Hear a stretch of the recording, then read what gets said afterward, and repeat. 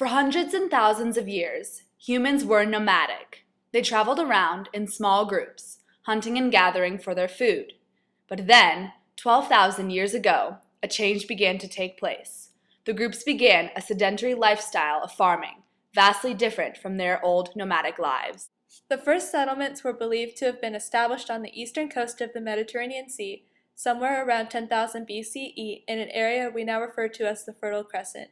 The region provided an ideal environment for the cultivation of agriculture as well as the domestication of plants. But the establishment of these villages also posed some problems.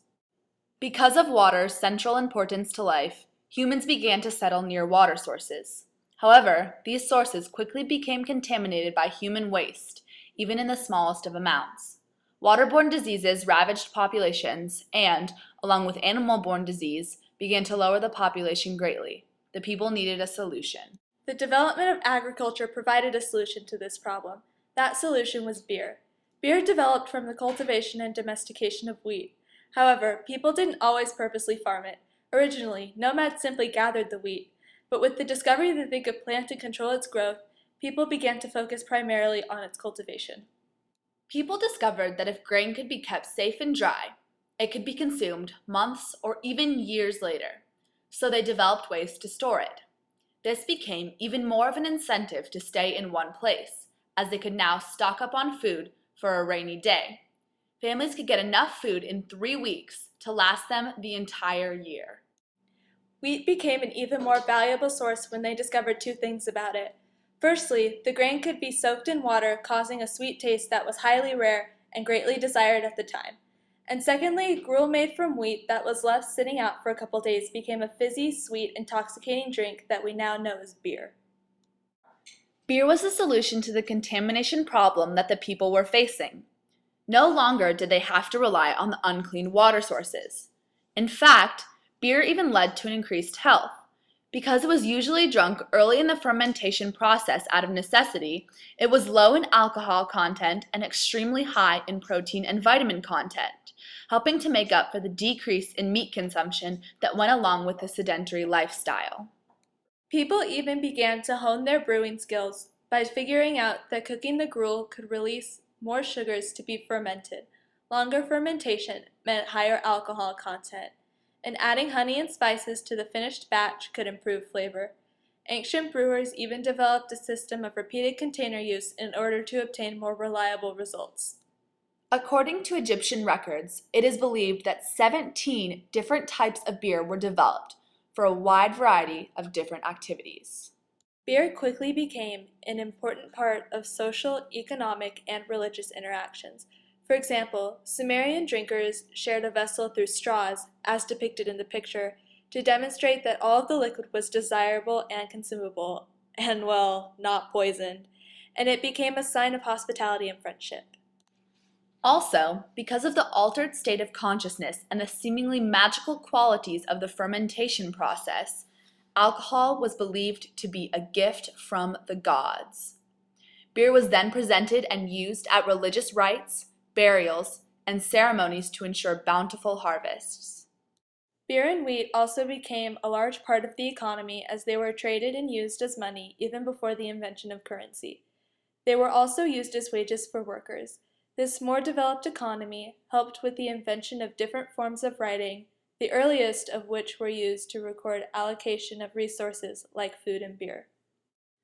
Because of the cultivation of wheat, many other tools were then developed to assist in the process, such as baskets for collection, underground pits for storage, and scythes to assist in the harvesting process.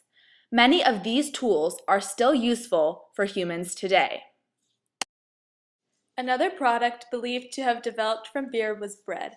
The gruel used to make bread could be laid out on a hot stone and left to bake into bread. A Mesopotamian form of bread called bapir could be stored for extensive periods of time and eaten in times of food shortage, though it was primarily used for flavoring beer. Bread gave the early humans even more of an advantage. They now had another source of food that they could store for long periods of time and save for times of food shortage. Even today, bread remains a very prevalent food source. It was later reformed from the mass of brittle, dried gruel into the fluffy deliciousness that you can pair with butter from the cattle-herding Scythians, olive oil from the ancient Greeks, or cold cuts in a delicious sandwich. Bread spans both time and cultures and is a versatile invention that we can trace back to the beginnings of civilization. Later on, beer was even used to develop spirits. The process of distillation, a heating and cooling of liquid to increase alcohol content, produced whiskey, which was also a large part of Gaelic and Irish culture due to its ability to quickly and easily provide intense intoxication. Despite the fact that many of the early civilizations which developed beer have died out, beer has somehow managed to survive.